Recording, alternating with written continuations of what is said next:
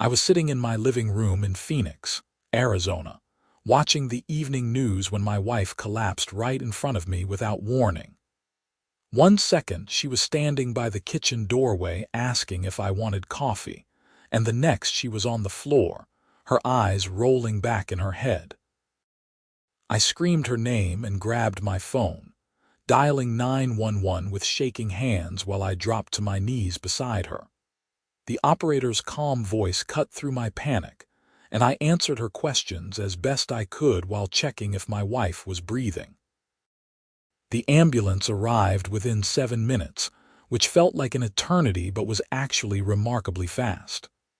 The paramedics rushed in with their equipment, and I stood back, my heart pounding so hard I thought it might burst through my chest. They loaded her onto a stretcher while one of them explained they needed to take her to Banner University Medical Center immediately. I rode in the ambulance with her, watching as they worked, checking her vitals, starting in Roman 4, doing everything they could. At the hospital, they whisked her away for tests while I sat in the waiting room, my hands still shaking. Hours crawled by. Finally, a doctor came out and explained that she had experienced a severe hypoglycemic episode combined with an arrhythmia. She was stable now, but they needed to keep her for observation and run more tests. It was past midnight when I finally drove home, exhausted and emotionally drained. The paramedics had been incredible, true professionals who had potentially saved my wife's life. I pulled into my driveway in our suburban neighborhood, the streets quiet and dark. Our house was part of the Sunset Ridge Homeowners Association, a community that prided itself on being well-maintained and family-friendly. I stumbled inside, collapsed on the couch, and somehow managed to fall asleep despite everything racing through my mind. The next morning, I woke up to urgent knocking on my front door. My eyes felt like sandpaper, and my neck ached from sleeping in an awkward position. I checked my phone and saw it was barely 7 in the morning. Groaning, I dragged myself to the door and opened it to find Deborah Martinez, the president of our HOA, standing on my porch with her arms crossed and a pinched expression on her face. "Keith Lawrence," she said sharply, not even bothering with a greeting. "We need to talk about the emergency vehicle that was parked in front of your house last night." I blinked at her, my brain still foggy with exhaustion and worry. "What? The ambulance? My wife had a medical emergency." "I'm aware," Deborah said, her tone icy. "However, the vehicle was parked on the street for an extended period, and it was creating a disturbance in the neighborhood. Several residents complained about the flashing lights." I stared at her, unable to process what I was hearing. "My wife collapsed. She could have died. The paramedics saved her life, and you're complaining about the ambulance." "I'm not complaining, Keith. I'm simply informing you that there are rules in our community. Emergency vehicles should not be parked for longer than absolutely necessary. It creates an unsightly appearance and disturbs the peace of the neighborhood." "They were here for maybe 15 minutes, I said, my voice rising. "They had to stabilize her before transport. That's standard procedure." Deborah pursed her lips. "According to Mrs. Henderson next door, the vehicle was here for at least 20 minutes. That's pushing the boundaries of what's acceptable. I'm going to have to issue you a warning." "A warning? Are you serious right now?" The exhaustion was making it hard to control my temper. "My wife is in the hospital. That's my only concern right now, not some ridiculous HOA rule about emergency vehicles. The rules exist for everyone's benefit, Keith. If we make exceptions for one person, we have to make them for everyone. I'm sure you understand." She pulled out a folded piece of paper from her pocket and handed it to me. "This is your official warning. Any future violations will result in fines." I took the paper, too stunned to even argue further. "Is there anything else, Deborah?" "Actually, yes. I also noticed that your lawn hasn't been mowed in over a week. The grass is exceeding the maximum height allowed by HOA regulations. You have 72 hours to remedy the situation, or you'll receive another warning. My wife is in the hospital, I repeated slowly, as if speaking to someone who didn't understand English. Mowing the lawn hasn't exactly been my top priority. I understand that you're going through a difficult time, but the rules don't stop applying because of personal circumstances.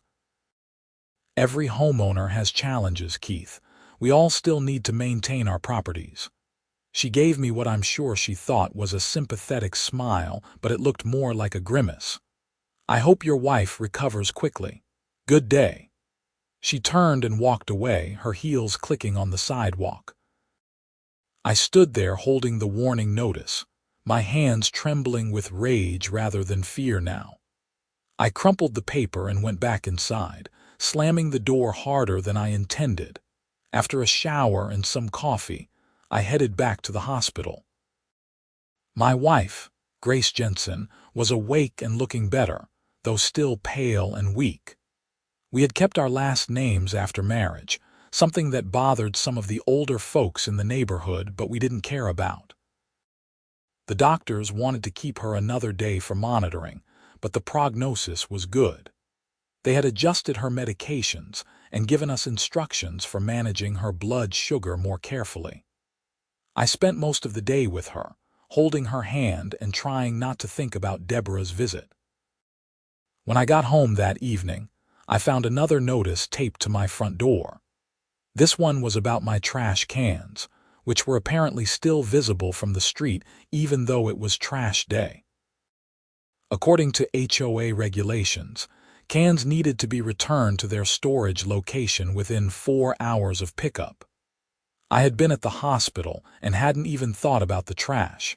I called my neighbor, Tom Richards, who lived 2 houses down. Tom was a good guy, a retired firefighter who had helped me with various projects over the years. "Hey Keith, how's Grace doing?" he asked when he picked up. "She's doing better, thanks. They'll probably let her come home tomorrow." I paused, trying to control my frustration. "Tom, did you hear anything about complaints regarding the ambulance last night?" There was a long silence. "Oh man, you heard about that." "Yeah, Deborah was going around this morning talking about it. She actually called the police non-emergency line while the paramedics were here." "She what?" I nearly dropped the phone. "Yeah, Mrs. Henderson called her when the ambulance showed up. Deborah came over in her bathrobe and started taking pictures of the ambulance. When the paramedics wouldn't move the vehicle, she called the cops, claiming it was blocking traffic or something. The officer who showed up told her she was wasting police resources and that emergency vehicles are exempt from parking regulations. She was pretty angry about it. I sat down hard on my couch, my mind reeling. She called the cops on the paramedics who were saving my wife's life. I'm afraid so, buddy. Look, a lot of us in the neighborhood think she's gone way too far. This HOA president thing has gone to her head. She's been issuing warnings and fines left and right for the smallest things. The Johnsons got fined because their Christmas lights were the wrong shade of white. The Patel family got a warning because their daughter's bike was visible in their driveway. This is insane, I muttered. You're telling me. A few of us have been talking about trying to vote her out at the next HOA meeting, but she's got a group of supporters who are just as bad as she is. They call themselves the Community Standards Committee. Tom's disgust was evident in his voice. Anyway, if you need anything, let me know. I can mow your lawn if that helps. I appreciate that, Tom. I really do. After hanging up, I sat there staring at the wall. The more I thought about it, the angrier I became. Deborah had actually called the police on emergency services personnel who were doing their job. That wasn't just petty or unreasonable. It was potentially dangerous. What if the paramedics had been delayed because of her interference? What if someone else in the neighborhood had an emergency and the paramedics were hesitant to come because of HOA harassment? The next day, I brought Grace home from the hospital. She was tired but in good spirits, relieved to be out of that sterile environment. I had cleaned the house, mowed the lawn at 6 in the morning before going to pick her up, and made sure everything was perfect for her return. She settled on the couch with blankets and her favorite book while I made lunch. "So," she said as I brought her soup and crackers, "are you going to tell me what's been bothering you? And don't say it's just worry about me, because I know that look. That's your angry look." I sighed and told her everything. About Deborah's visit, the warnings, the trash cans, and most importantly, about her calling the police on the paramedics. Grace's eyes widened with each detail. "She did what?" Grace sat up straighter, nearly spilling her soup. "Keith, that's not just rude, that's potentially criminal. Interfering with emergency services is illegal." "I know. I've been thinking about it nonstop." I ran my hand through my hair. "I want to do something, but I don't know what. File a complaint with the HOA board. But she is the board, essentially. Her little group controls everything." "What about the police? If she falsely reported something while they were helping me, that's got to be against the law." "The officer apparently told her off and left. I doubt they'd pursue it further unless I pushed for it." I sat down beside her. "And honestly, I just want to focus on you getting better. I don't want to start a war with the HOA. Keith." Grace took my hand, her grip surprisingly strong. "Sometimes you have to stand up to bullies, and that's exactly what she is. If we don't do something, she'll just keep doing this to other people. What about families who can't afford the fines? What about people who work multiple jobs and don't have time to measure their grass height?" She was right, of course. Grace had always been the moral compass in our relationship, the one who stood up for what was right even when it was difficult. That was one of the reasons I loved her. "Okay," I said, "let's figure out what we can do." Over the next few days, while Grace recovered, I did research. I looked up Arizona laws regarding HOAs, emergency services, and harassment. I discovered that what Deborah had done could potentially constitute interference with emergency services, which was indeed illegal. I also found out that HOAs in Arizona were required to follow certain procedures and couldn't just arbitrarily enforce rules without proper notice and appeals processes. I reached out to other neighbors who had issues with Deborah and the HOA. Tom Richards connected me with several families who had been fined or warned for minor infractions. The more I talked to people, the clearer the pattern became.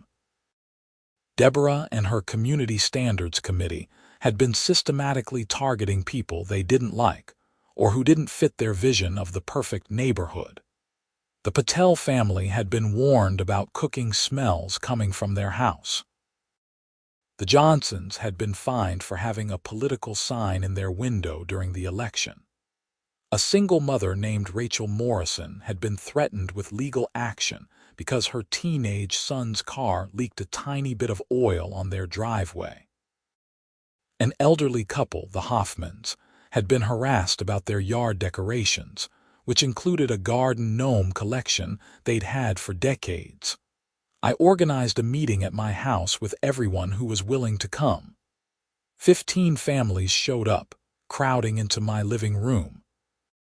Grace, still recovering but determined to be involved, sat in her favorite chair and took notes. "Thanks for coming, everyone," I started. "I think we all know why we're here. The HOA, specifically Deborah Martinez and her committee, have been overstepping their authority and making life miserable for a lot of us. I want to discuss what we can do about it." "Can we actually do anything?" asked Rachel Morrison. She was a tired-looking woman in her 30s who worked as a nurse. "I mean, they have all the power. They can fine us, put liens on our houses. I can't afford to fight them legally." "Actually, we have more power than you might think," I said. I've been doing research. HOAs are bound by Arizona state law and by their own governing documents. They can't just do whatever they want. And what Deborah did when she called the police on the paramedics at my house crossed a legal line. Tom Richards nodded. Keith's right. I've dealt with plenty of power-hungry people in my career. The key is documentation and numbers. We need to document every unreasonable fine, every harassment incident, every time they've overstepped. And we need to show up in force at the next HOA meeting. When is the next meeting? Asked Mr. Hoffman, the elderly man with the garden gnomes. 2 weeks from now, I said. I checked the schedule. According to the HOA bylaws, any homeowner can propose motions at the meeting, including votes of no confidence in board members. We can also propose changes to the rules and regulations. What about the police thing? Asked Grace. Shouldn't there be consequences for Deborah calling the cops on emergency responders? I've thought about that, I said. I'm planning to file a formal complaint with the Phoenix Police Department and also with the Arizona Attorney General's office. What she did was potentially criminal, and at minimum, it should be investigated. Over the next week, I gathered documentation. I requested records from the HOA, which they were legally required to provide, showing all fines and warnings issued over the past year. The pattern was even worse than I'd thought. Deborah's committee had issued over 200 warnings and 50 fines in just 12 months. The previous year, under a different board president, there had been less than 30 warnings total and only 5 fines. I also went to the Phoenix Police Department and filed a formal complaint about Deborah's call during my wife's medical emergency. The officer I spoke with, Sergeant Martinez, no relation to Deborah, thankfully, took my statement seriously. "Madam or sir," he said, then corrected himself. "Sorry, sir. Mr. Lawrence, what you're describing is concerning. We take interference with emergency services very seriously. I'm going to pull the call records and the responding officer's report. If what you're saying is accurate, we may pursue charges for misuse of 911 services and interference with emergency personnel." "She called the non-emergency line, I think," I clarified. "Doesn't matter. The nature of the call and the intent to interfere with paramedics doing their job is what matters. Let me look into this, and I'll get back to you." I also reached out to a lawyer who specialized in HOA disputes. His name was Richard Chen, and he had a reputation for taking on overbearing homeowners associations. His office was in downtown Phoenix, in a modern building with glass walls and a view of the city. "Mr. Lawrence," he said, shaking my hand firmly, "tell me about your situation." I laid out everything, from the medical emergency to Deborah's harassment to the systematic targeting of numerous families in the neighborhood. Richard listened carefully, taking notes on his tablet. "You have a strong case," he said when I finished. "Multiple strong cases, actually. First, there's the interference with emergency services, which is criminal. Second, there's selective enforcement of HOA rules, which violates the Fair Housing Act if there's any evidence it's targeted based on race, religion, or other protected characteristics. Third, there's potential harassment and intentional infliction of emotional distress. And fourth, the HOA board may be violating its own governing documents and Arizona HOA law." "What do you recommend?" I asked. "Document everything, which it sounds like you're already doing. File complaints with appropriate authorities, also in progress. Show up at the HOA meeting with your group and attempt to resolve this internally first. If that doesn't work, we can discuss filing a lawsuit against both the HOA and Deborah Martinez personally." He leaned back in his chair. "HOA board members often think they have absolute power and immunity. They're wrong. If they act outside the scope of their authority or violate the law, they can be held personally liable. How much would a lawsuit cost? I asked, knowing that was the critical question. Depends on how far it goes. But if you have 15 families willing to join, we could do this as a class action, which would spread the costs. And honestly, based on what you've told me, I think the HOA's insurance company would settle quickly once they understood the liability. No insurance company wants to cover intentional harassment and interference with emergency services. I left his office feeling hopeful for the first time since this nightmare started. The day of the HOA meeting arrived. It was held at the community center in our neighborhood, a small building usually used for birthday parties and club meetings. Normally, HOA meetings drew maybe 10 people, mostly board members and 1 or 2 residents with specific complaints. This time, over 40 people showed up. Deborah's face went pale when she saw the crowd. She was sitting at a table at the front of the room with her Community Standards Committee. 3 other middle-aged residents who had reputations for being just as petty and controlling as she was.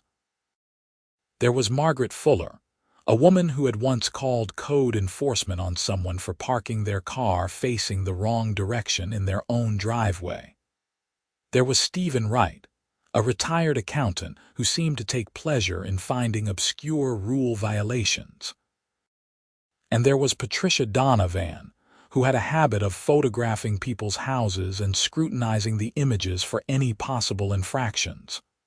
"Good evening, everyone," Deborah said, her voice strained.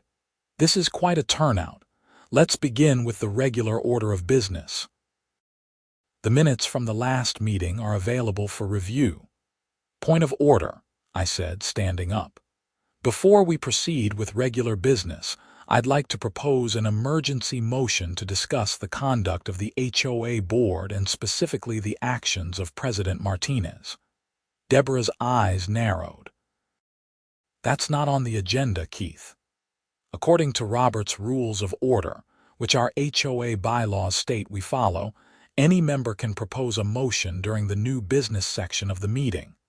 I'm willing to wait until we get to that section, but this matter needs to be addressed tonight." Tom Richards stood up. "I second Keith's motion to discuss this during new business." Deborah looked flustered. She conferred briefly with her committee members, then turned back to us. "Fine. We'll address it during new business. Now, moving on to the treasurer's report." The regular business portion of the meeting was torturous. Deborah and her committee droned on about finances, upcoming neighborhood events, and proposed rule changes that would make things even more restrictive. They wanted to ban all political signs year-round. They wanted to require pre-approval for any exterior house modifications, no matter how minor. They wanted to increase fines for violations. Finally, we reached new business. "Now," Deborah said with obvious reluctance, "Keith Lawrence has a motion to discuss." I stood up, holding my folder of documentation. Grace sat beside me, looking fierce despite still recovering. "Thank you. I want to address several serious issues with how this HOA board has been operating, specifically regarding President Martinez's conduct." I laid out the facts clearly and calmly. The excessive warnings and fines, the selective enforcement, the harassment of specific families, and then I got to the main event. 2 weeks ago, my wife had a medical emergency. An ambulance was called and paramedics arrived to provide life-saving care. While these professionals were doing their jobs, President Martinez came to my house and took photographs. She then called the Phoenix Police Department, attempting to have the ambulance removed for alleged parking violations. The responding officer informed her that she was wasting police resources and that emergency vehicles are exempt from parking regulations. There were gasps around the room. Even people who had been neutral or unaware of the situation looked shocked. "That's not accurate," Deborah said sharply. I called because the vehicle was blocking traffic. The street was empty. It was past midnight. There was no traffic to block. I pulled out a document. I have a copy of the police report from that night. The responding officer noted that there was no traffic obstruction and that the call appeared to be motivated by personal grievance. The officer also noted that interfering with emergency services is a criminal offense. Deborah's face flushed red. I was trying to maintain order in the neighborhood. The flashing lights were disturbing residents. My wife could have died, I said, my voice rising despite my efforts to stay calm. The paramedics were saving her life, and you were more concerned about neighborhood aesthetics than human life. Tom Richards stood up. I was there. I saw the whole thing. Deborah was aggressive with the paramedics, demanding they move their vehicle. She was interfering with their work. I'd also like to point out, added Rachel Morrison, standing up, that as a nurse, I can tell you that what Deborah did was not only morally wrong but potentially deadly. Distracting emergency responders during a critical incident can lead to mistakes or delays that cost lives. More people started standing up, sharing their own stories of HOA harassment. The Patel family talked about the complaints about their cooking. The Johnsons discussed the Christmas light fine. The Hoffmans spoke about the garden gnome controversy. Rachel Morrison detailed the oil stain incident. Others brought up being fined for having visitors park on the street, for decorations being slightly too large, for paint colors being a quarter shade off the approved palette. The room was buzzing with anger and frustration. Deborah and her committee looked increasingly cornered. These are all valid rule violations, Deborah insisted. We don't make the rules, we just enforce them. Actually, you do make the rules, I countered. The board proposes rule changes, and you've proposed dozens of increasingly restrictive changes over the past year. And selective enforcement is a violation of Fair Housing Act requirements. You can't enforce rules against some people and not others. I move for a vote of no confidence in Deborah Martinez as HOA president, Tom Richards said loudly. Seconded, said at least 5 people simultaneously. Deborah stood up, her hands shaking. You can't do this. I've dedicated countless hours to this community. You've made people's lives miserable, Grace said, speaking up for the first time. You've turned this neighborhood into a place where people are afraid to put up decorations or have friends visit. You've harassed families and wasted everyone's time with petty complaints, and you interfered with people trying to save my life. You need to go. The vote was overwhelming. Out of the 43 residents present, 40 voted in favor of removing Deborah as president. Only her 3 committee members voted against it. This isn't over, Deborah said, gathering her papers with shaking hands. I'll fight this. You can't just remove me. Actually, we can, I said. It's in the bylaws. A vote of no confidence with a simple majority removes a board member immediately. And speaking of the committee, I move for votes of no confidence in Margaret Fuller, Stephen Wright, and Patricia Donovan as well. Those votes passed nearly as overwhelmingly. Within an hour, the entire HOA board had been removed. We held emergency elections that same night. Tom Richards was elected president. Rachel Morrison became vice president. Mr. Hoffman became treasurer, and Mrs. Patel was elected secretary. Grace and I were both nominated for positions, but we declined, saying we'd rather serve on committees than be board members. Deborah and her committee left the meeting in a fury, threatening legal action and retribution. But it was over, at least in terms of their power over the neighborhood. The following week, I received a call from Sergeant Martinez at the Phoenix Police Department. Mr. Lawrence, I wanted to update you on your complaint. We've completed our investigation into Miss Martinez's actions during your wife's medical emergency.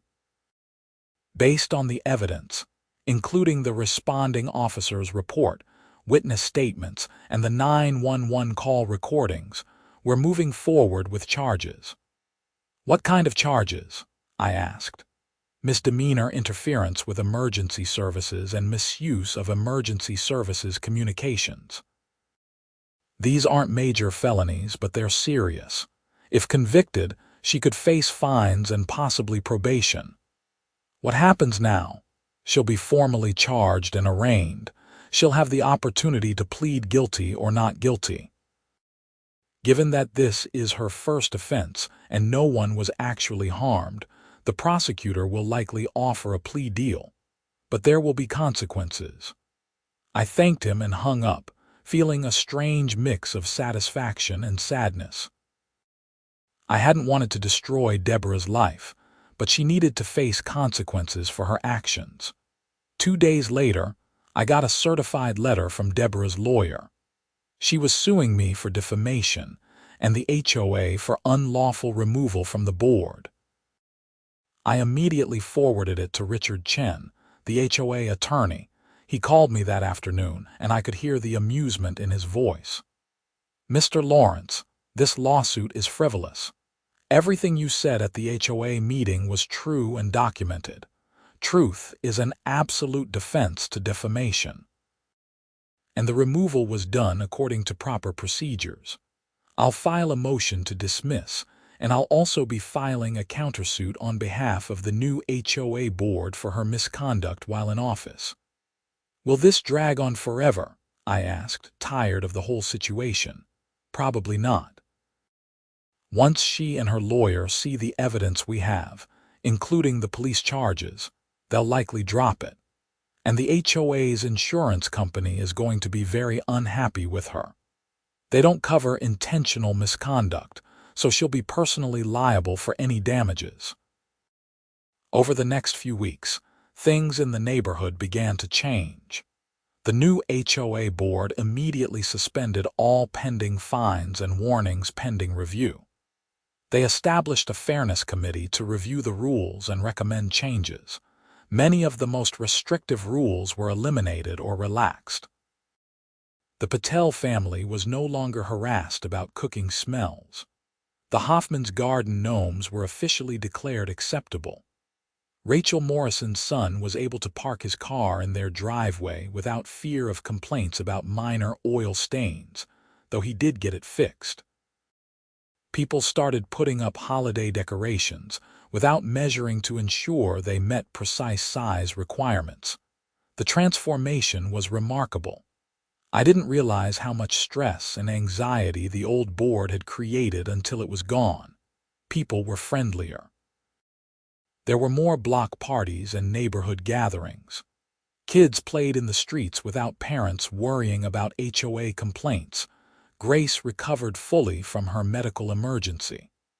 Her doctors adjusted her medications and taught us how to monitor her blood sugar more carefully. She went back to work at the elementary school where she taught 3rd grade, and life returned to something resembling normal. About 6 weeks after the dramatic HOA meeting, Deborah's criminal case went to court. Grace and I attended, along with Tom Richards and a few other neighbors. Deborah arrived with her lawyer, looking haggard and much older than she had at the HOA meeting.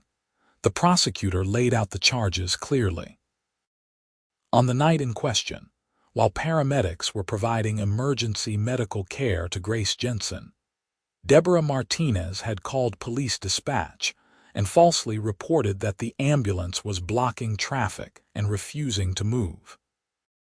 The responding officer had found no traffic obstruction and had documented that Miss Martinez appeared to be motivated by HOA enforcement rather than any legitimate safety concern. Her actions had distracted the paramedics during a critical moment and had wasted police resources. Deborah's lawyer tried to argue that she had been acting in good faith, concerned about neighborhood safety, but the evidence was clear. The prosecutor presented photographs Deborah had taken showing the empty street and no traffic obstruction. They presented the 911 recordings where the dispatcher had asked if there was actually an emergency, and Deborah had insisted it was an emergency because the vehicle was ruining the neighborhood aesthetic. The judge, a stern-looking woman named Judge Robertson, was not impressed. "Miss Martinez," she said, looking over her reading glasses, "you called emergency services to complain about emergency services. Do you understand how problematic that is? Emergency dispatchers and police officers have limited resources. Every moment they spend responding to frivolous calls is a moment they're not available for actual emergencies. And you distracted paramedics who were providing life-saving care to your neighbor." "Your Honor, I was just trying to maintain community standards," Deborah said weakly. "Community standards do not supersede emergency medical care. They do not supersede common sense or basic human decency." Judge Robertson looked at the prosecutor. "What's the state's recommendation, Your Honor, given that this is Miss Martinez's first offense?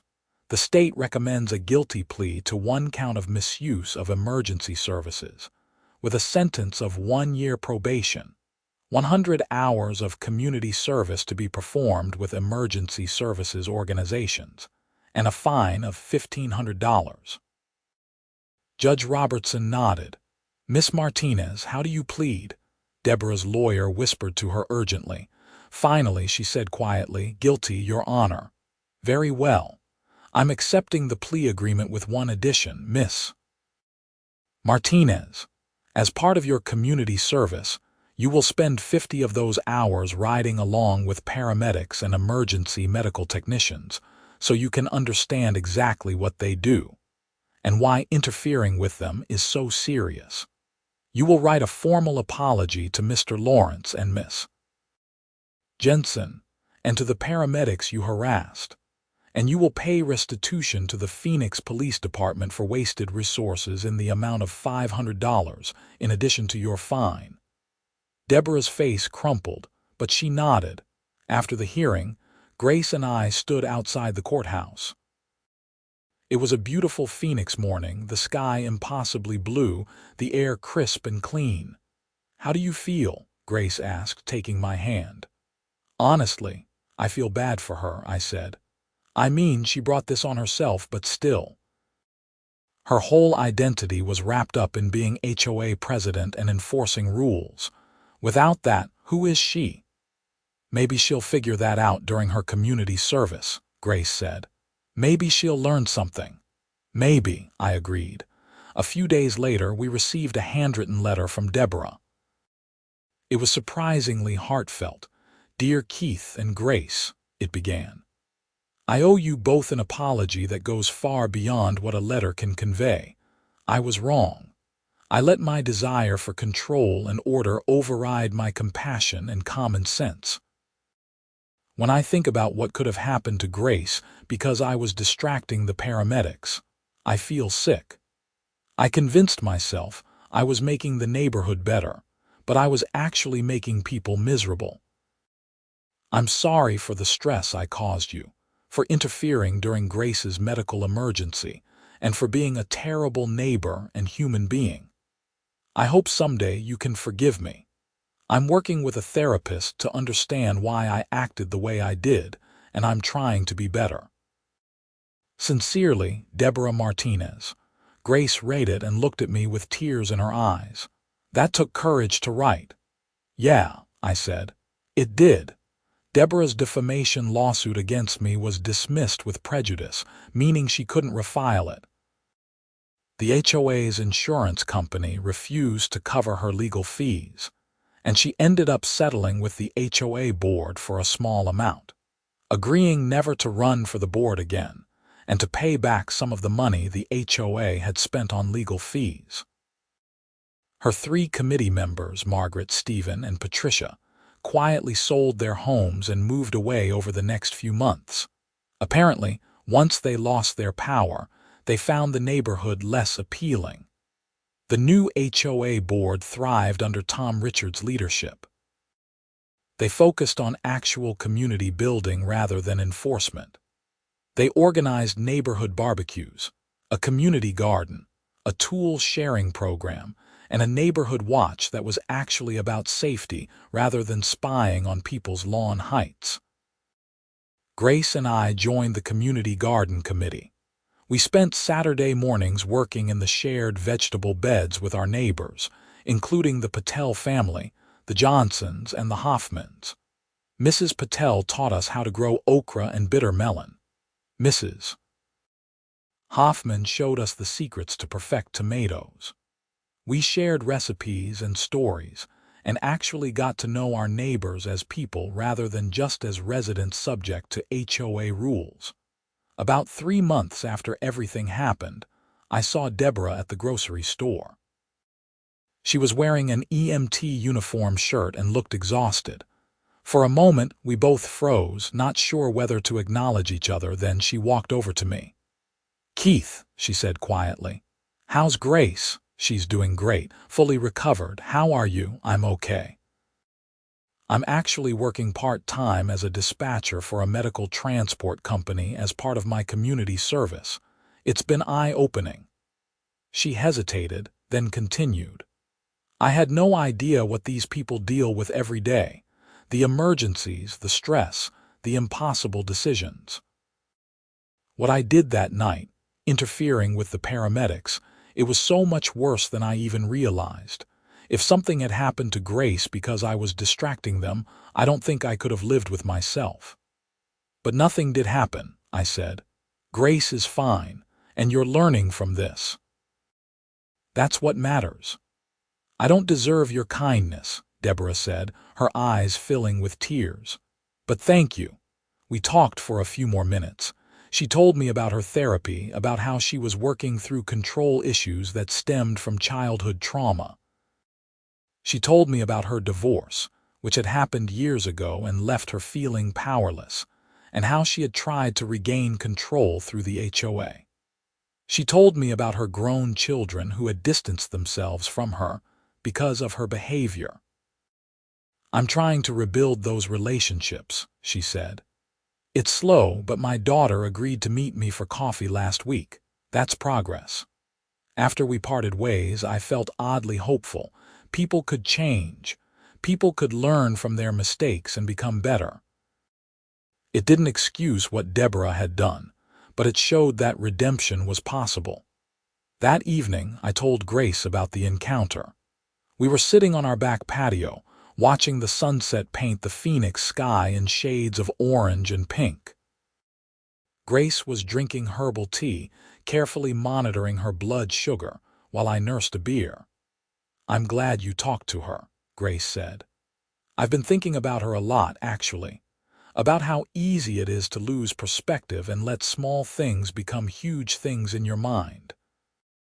She convinced herself that lawn height and parking regulations were matters of critical importance. She lost sight of what actually matters.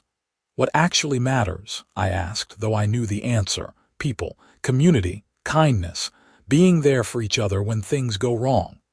She took my hand. "Like how you were there for me that night. Like how our neighbors showed up to support us against the HOA. That's what matters." The following month, there was an article in the Phoenix New-Times about HOA abuse and reform. Our neighborhood was featured as a positive example of how residents could take back control from overbearing boards. The reporter interviewed Tom Richards, Rachel Morrison, and me. The article detailed what had happened, from Deborah's interference with emergency services to the community uprising that resulted in real change. The article generated a lot of attention. We started getting emails and calls from other neighborhoods dealing with similar HOA problems. Tom Richards and Rachel Morrison began volunteering with a nonprofit that helped residents deal with HOA disputes. They gave presentations at community centers and libraries, explaining residents' rights and how to organize for change. I received a particularly memorable email from a woman in Tucson, whose HOA had fined her for displaying a Blue Star Service banner in her window while her son was deployed overseas. The HOA claimed it violated their decoration policy. I connected her with Richard Chen, the attorney who had helped us, and last I heard, that HOA board was also facing serious legal trouble. The ripple effects of standing up to Deborah's tyranny extended far beyond our neighborhood. It became part of a broader movement in Arizona toward HOA reform. State legislators proposed new laws to limit HOA power, require more transparency, and make it easier for homeowners to challenge unfair rules. Grace and I were invited to testify before a state legislative committee considering these reforms. It was intimidating, standing in the state capitol building in front of legislators and cameras, but Grace was a natural. She spoke passionately about the night she collapsed, about waking up to learn that an HOA president had harassed the people who saved her life, and about how no one should have to fear their HOA more than they trust their neighbors. Homeowners associations were created to maintain property values and provide community services, she told the committee. They weren't created to give petty tyrants power over their neighbors' lives. They weren't created to fine people for having the wrong shade of white Christmas lights or for cooking food that smells different from what the HOA board members are used to. And they certainly weren't created to interfere with emergency services. We need reform, and we need it now. The legislation passed. It included provisions requiring HOAs to provide clear appeals processes for fines, limiting the amount HOAs could fine residents, requiring HOA board training, and explicitly prohibiting interference with emergency services. The law was informally called Grace's Law by its supporters, though the official name was something much more bureaucratic. Back in our neighborhood, life continued to improve. The community garden flourished. We established a neighborhood lending library in a converted newspaper box. We started a monthly potluck dinner series where different families would host and share food from their cultural backgrounds. The Patel family's curry night was legendary. The Johnsons' Texas barbecue was incredible. Grace and I hosted an Irish dinner that featured her grandmother's recipes. Tom Richards organized a neighborhood emergency preparedness program, teaching basic first aid and CPR. Given what had happened with Grace, there was strong interest. We all learned how to recognize the signs of various medical emergencies, how to perform CPR, how to use an AED. It was empowering to know that if something happened, we'd be ready to help rather than to harass. About 6 months after the courthouse hearing, Deborah completed her community service. She sent another letter, this one to the entire neighborhood, apologizing publicly for her behavior as HOA president. She also made a donation to the Phoenix Fire Department in Grace's name. "I've learned more in the past 6 months than in the previous 6 years," she wrote. "Working with emergency services has shown me what real community service looks like. It's not about enforcing rules or maintaining aesthetics. It's about helping people in their darkest moments. It's about showing up when things are difficult. I failed at that as your HOA president, and I'm sorry. Thank you for teaching me to be better." Grace wanted to reach out to Deborah to acknowledge her growth. We invited her to one of the neighborhood potlucks. She came, tentatively, clearly nervous about how she'd be received. Some people were cold to her, which was understandable. But others, including Grace, welcomed her warmly. "We all make mistakes," Grace told her. "What matters is what we do after." Deborah ended up becoming a volunteer EMT after completing her community service. She told us it gave her purpose and helped her understand what really mattered. She still lived in the neighborhood, but she kept a low profile, focusing on her volunteer work and rebuilding her family relationships. One evening, about a year after Grace's medical emergency, we had another incident in the neighborhood. Old Mr. Peterson, 3 streets over, had a heart attack while mowing his lawn. His wife called 911, and an ambulance arrived quickly. This time, instead of complaining about the emergency vehicle, neighbors came out to help. Rachel Morrison, with her nursing training, assisted until the paramedics arrived. Tom Richards directed traffic to make sure the ambulance had clear access. Mrs. Patel brought water for the paramedics. The Johnsons brought chairs for Mrs. Peterson so she wouldn't have to stand in the heat while waiting. And Deborah, in her volunteer EMT capacity, arrived as part of the responding team. She was professional and focused, helping to stabilize Mr. Peterson before transport. When it was over and Mr. Peterson was on his way to the hospital, Deborah stood on the street with the rest of us and someone started clapping.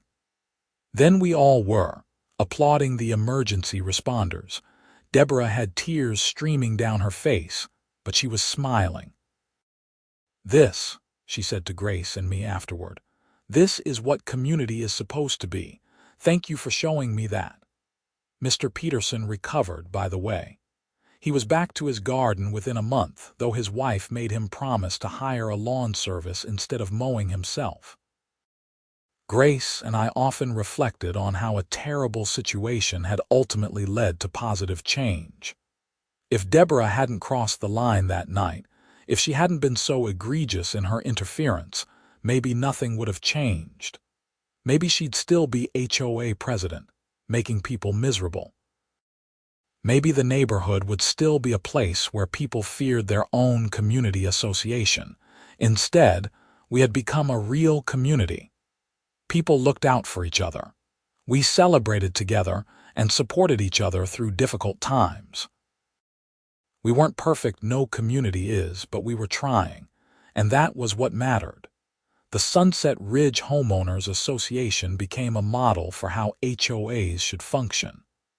Tom Richards was invited to speak at a national HOA conference about community-based governance.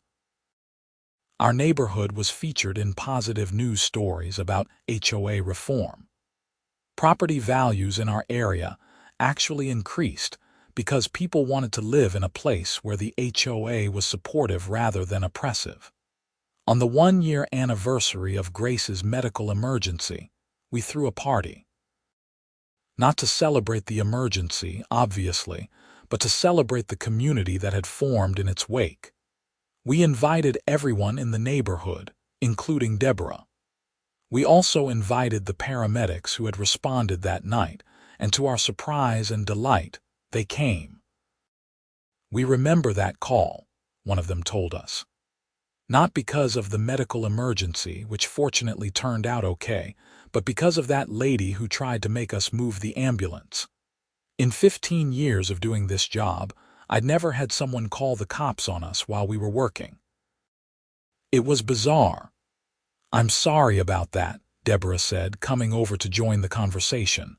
"That was me, and I'm the one who owes you an apology. What I did was inexcusable." The paramedic looked at her, then recognition dawned. "Wait, you're the one who went through the ride-along program, right?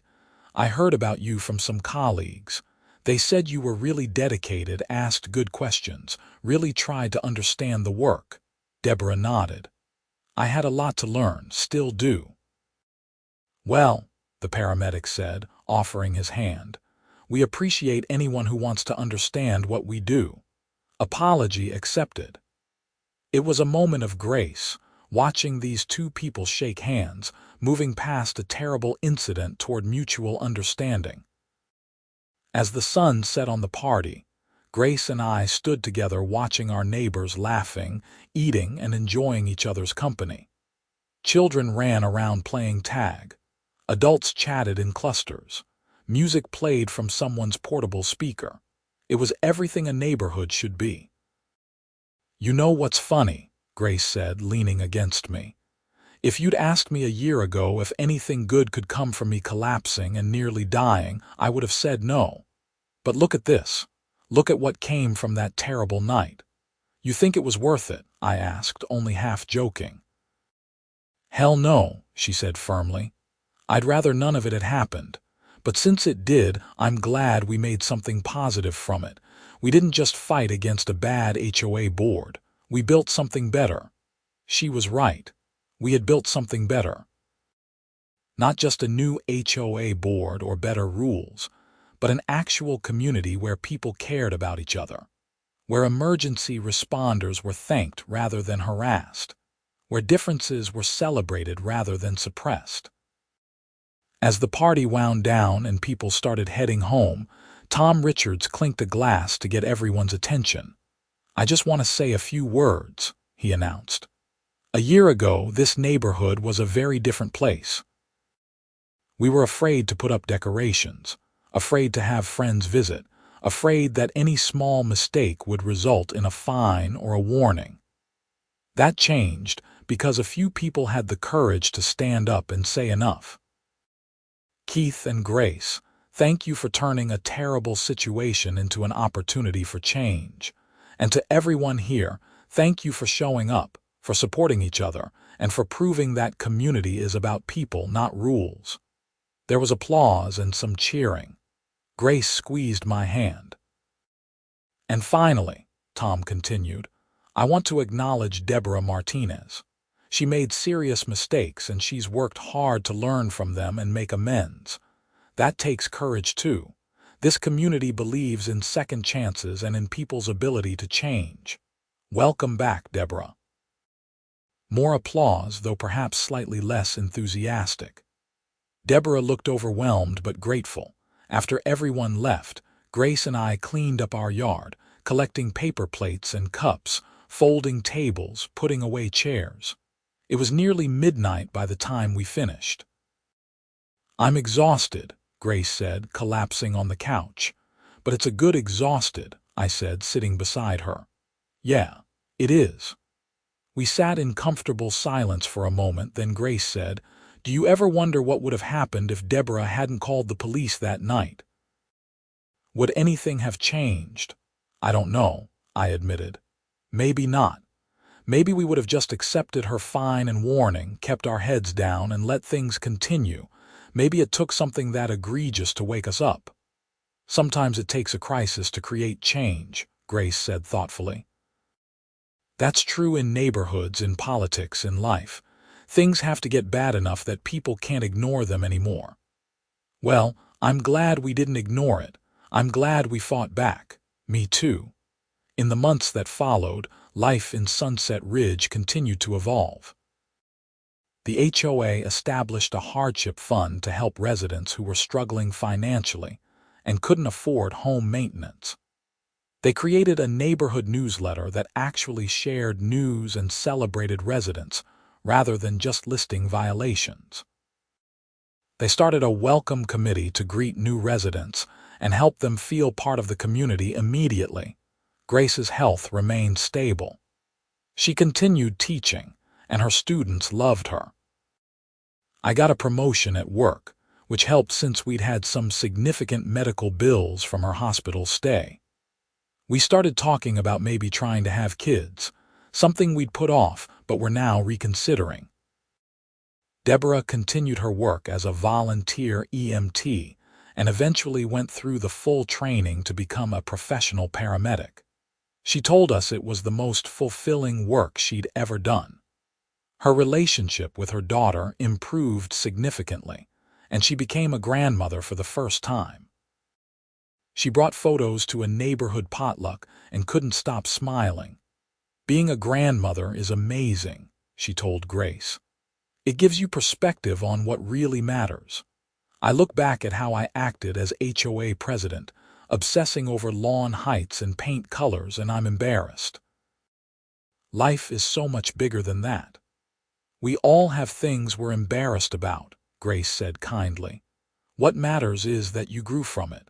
One day, about 18 months after the dramatic HOA meeting, I received a call from a documentary filmmaker. She was creating a film about HOA abuse and reform in America and wanted to feature our story. Your neighborhood has become a symbol of what's possible when residents stand together, she explained. And the connection to emergency services interference makes it particularly compelling. Would you be willing to participate? Grace and I discussed it and agreed. Over several weeks, the film crew came to Phoenix and interviewed dozens of people from our neighborhood. They filmed our community garden, our neighborhood potlucks, our HOA meetings. They interviewed Tom Richards, Rachel Morrison, the Patel family, the Hoffmans, and many others. They even interviewed Deborah, who spoke candidly about her mistakes and her journey toward change.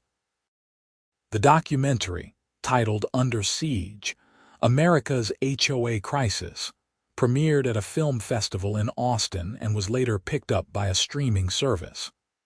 Our segment became one of the most talked about parts of the film. We received messages from people all over the country who had been inspired by our story to stand up to their own overbearing HOAs. "You gave us hope," one message read. "We thought we were stuck with our tyrant HOA board forever, but your story showed us we have power. We're organizing now and we're going to make changes." That message and dozens like it made everything we'd gone through feel worthwhile. We had suffered through Deborah's harassment and the stress of confronting the HOA board, but our experience was helping others. That was powerful. 3 years after Grace's medical emergency, I stood at another neighborhood gathering. This one was even bigger, a 3-year anniversary celebration of the HOA transformation. The community center was packed with current residents and some former residents who had moved away but wanted to come back for the celebration. Tom Richards had just been re-elected as HOA president for the 3rd time. Rachel Morrison had become vice president 2 years ago and was doing an excellent job. The Sunset Ridge HOA had won an award from the Arizona HOA Association for community excellence and innovative governance. As I looked around the room, I saw Deborah talking with the paramedics who had responded to Grace's emergency. They were laughing about something, and there was clear mutual respect between them. I saw the Patel family sharing food with the Johnsons, discussing a joint cultural festival they were planning. I saw Mr. Hoffman showing his garden gnome collection photos to a new family who had just moved in, explaining the history of each one. And I saw Grace, beautiful and healthy, talking with a group of her students' parents about an upcoming school fundraiser. She caught my eye and smiled, that brilliant smile that had made me fall in love with her years ago. She came over and took my arm. "What are you thinking about?" "How lucky we are," I said. "How a terrible thing turned into something beautiful." "We made it beautiful," she corrected. "It didn't just happen. We chose to fight for something better and we did the work to make it happen." She was right, of course. Change never just happens. It requires people willing to stand up, speak out, and put in the effort to create something better than what exists. It requires courage to confront authority, even petty HOA authority. It requires persistence to see things through when it would be easier to give up. And it requires grace, both in the form of my amazing wife and in the broader sense of being willing to forgive, to allow people to change and to build bridges rather than walls. "Ladies and gentlemen," Tom Richards called out, getting everyone's attention, "I want to make a toast." 3 years ago, this community was broken. We had rules without compassion, enforcement without understanding, and an HOA board that had forgotten what community really means. Today, we're thriving. We're proof that neighborhoods can be governed with kindness, that HOAs can support rather than suppress, and that people can change for the better. So here's to Sunset Ridge, to second chances, and to always remembering that people matter more than rules. Everyone raised their glasses, and the room filled with the sound of agreement and celebration. Later that night, as Grace and I drove home through our neighborhood, I thought about how far we'd come. The streets looked the same. The houses were still well maintained, lawns were still mowed, and paint was still fresh. But the feeling was completely different.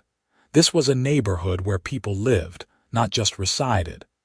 Where community meant connection, not compliance. Where emergency vehicles were welcomed, not harassed. We pulled into our driveway, and Grace turned to me before we got out of the car. "Thank you," she said. "For what?" "For standing up for me when I was too sick to stand up for myself. For turning my medical emergency into something that helped so many people. For being exactly the kind of man I knew you were when I married you."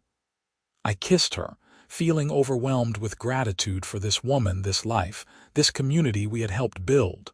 "Always," I said. "I'll always stand up for you, for us, for what's right."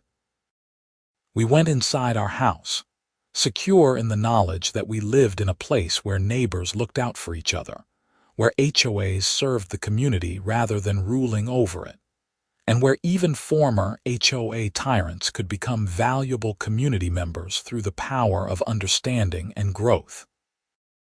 The lights in our neighborhood twinkled as people settled in for the night. In some houses, families were having dinner. In others, kids were doing homework. In Mr. Hoffman's house, he was probably rearranging his garden gnome collection.